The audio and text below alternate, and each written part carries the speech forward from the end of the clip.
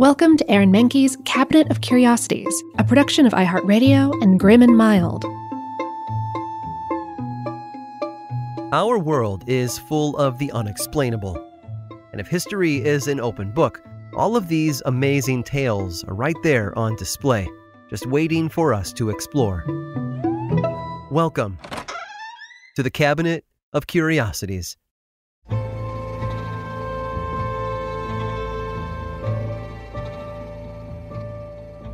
It can be dangerous to stand between someone and their next meal.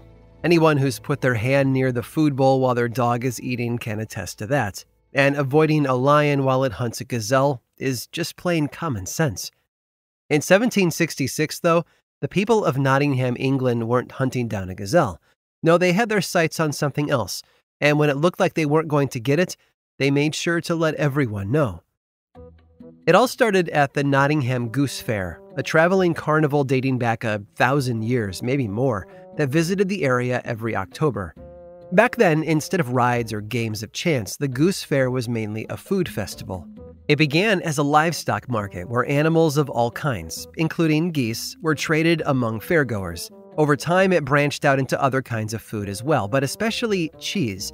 In fact, it became a primary reason people attended the fair, but never more important than in 1766. You see, in the months leading up to the event, a poor harvest threatened Europe with a nationwide food shortage. People were scared, and the markets reacted accordingly. High demand resulted in skyrocketing prices. Flour, wheat, corn, and yes, cheese all saw an uptick in prices that were beyond what most people could afford. But when the Nottingham Goose Fair came around that year, the prices weren't the only things rising. Tempers had gotten pretty heated too. Just 1 week earlier, cheese had been selling for anywhere between 14 and 22 shillings per 100 weight at Coventry Market. The following week, the Goose Fair saw prices double. By today's standards, that put the cost of cheese at nearly £200, too pricey for locals just trying to get by. Adding insult to injury, there was more cheese present at this fair than in previous years. All of it just out of reach from almost everyone in attendance. Things came to a head on October 2nd, when a group of merchants from nearby Lincolnshire traveled to Nottingham. They had come to buy hundreds of pounds of cheese, which they planned to sell in their own county. But the locals didn't take too kindly to having their cheese bought by out-of-towners, only to be sold elsewhere. They were hungry and desperate. A group of young men stopped the merchants on the road, surrounding their caravan and offering an ultimatum: either share their cheese with everyone else or get the cheddar kicked out of them. A fight broke out shortly after that, with a mob of fed-up fairgoers taking their anger out on the local shops. They broke windows and liberated hundreds of cheese wheels, rolling them into the streets and hurling them out into open spaces. The mayor of the town attempted to regain control of the crowd, but failed. A stray cheese wheel even rolled into him and knocked him down. Things only escalated from there, with Nottingham residents taking up arms and putting up roadblocks to keep the traders from getting away with their cheese. The mob also boarded a boat hauling cheese and seized that cargo too. The owner of the boat offered to give them money or sell them his cheese at a lower price, but they were too angry to reason with. Another crowd attempted to raid a nearby warehouse, but they were chased out by armed workers. Still, those looters were able to run off with some of the cheese, which prompted the warehouse owner to form a posse to hunt them down. Unfortunately, they didn't get too far. While detaining several people who they believe were rioting, the posse was attacked with stones and they were forced to retreat. The time had come to call in the reinforcements. The 15th Dragoons, a British cavalry regiment, arrived in Nottingham and opened fire into the crowd. One man, a farmer named William Eggleston, was killed in the skirmish. He hadn't been part of the riot, though. He'd just been standing near his own cheese, protecting it from looters. It took several days before the military was able to restore the peace. Despite the violence of the Nottingham cheese riot of 1766, the Goose Fair continues to visit to this day. Although the livestock trading of old has given way to carnival rides and games, there hasn't been a cheese-fueled mob there in over 250 years. And I'd call that news pretty Gouda.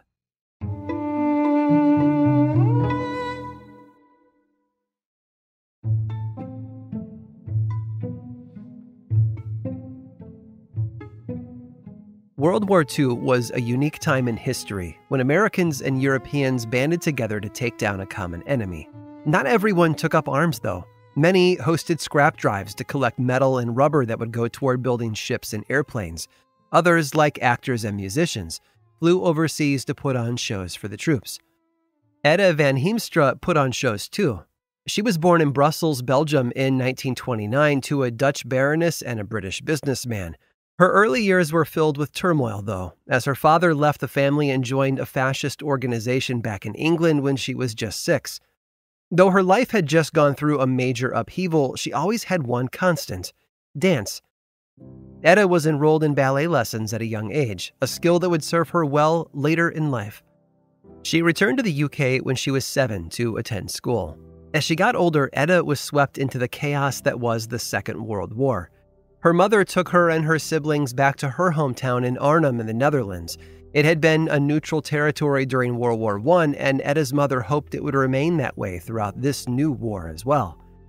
The young Edda was soon enrolled at the Arnhem Conservatory, where she focused more on her ballet lessons. Around 1940, though, the war finally reached their doorstep. The Nazis invaded the Netherlands, and the family suffered great losses.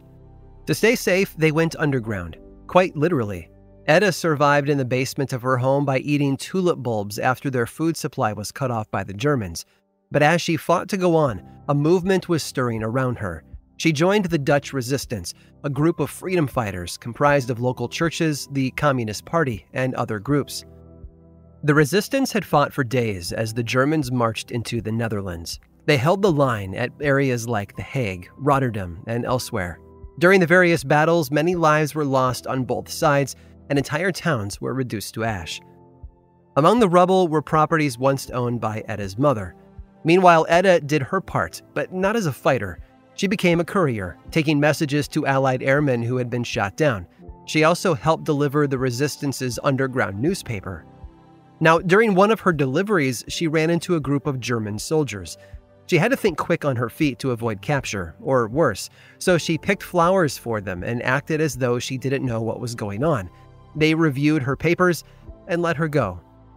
But perhaps her greatest contribution to the resistance was her dancing. Edda danced during events called Black Evenings, concerts held in people's homes to help raise funds for the resistance. To hide their actions from the Germans, windows were covered and audiences held their applause. The money was then used to shelter Jews hiding out in the Netherlands. Edda and her mother attended their first Black Evening as guests in April of 1944. After that, the girl was hooked. She began performing in them herself while a friend of hers played the piano. She performed in costumes designed by her mother. Outside the homes, resistance guards kept watch for German soldiers who might have been in the area. Edda was strong, maybe even stronger than some of the people actually fighting. She was barely a teenager, running messages to Allied soldiers during the day and dancing for audiences at night. The lack of food meant that she was malnourished, and she suffered from acute anemia, among other ailments. It wasn't until her mother got the family out when things started to turn around. In 1945, after the war, the Van Heemstras moved to Amsterdam, and Edda resumed her ballet lessons. She studied under a woman named Sonia Gaskell, a prominent Dutch dancer and choreographer. Her mother was forced to work 2 jobs to keep food on the table, her wealth having been destroyed during the war along with her homes. Edda, meanwhile, earned a scholarship to study ballet at a British dance company called Rambert. She moved to London and supported herself by doing some modeling on the side. Sadly, her time at the ballet came to an end after a review of her dancing. Rambert told her she was too tall to ever become a prima ballerina. Van Heemstra didn't take it too hard, though. She pivoted to another passion of hers: acting. But the odds are good that you've never heard of Edda. That's because Van Heemstra was her mother's maiden name, part of an identity she adopted during the war to avoid problems with the Germans. Her real name was Audrey Rustin. But when it came time to pick a stage name, she swapped out Rustin for the other name in her father's hyphenated surname. And with that, a star was born: Audrey Hepburn. I hope you've enjoyed today's guided tour of the Cabinet of Curiosities. Subscribe for free on Apple Podcasts or learn more about the show by visiting curiositiespodcast.com. The show was created by me, Aaron Mahnke, in partnership with How Stuff Works. I make another award-winning show called Lore, which is a podcast, book series, and television show.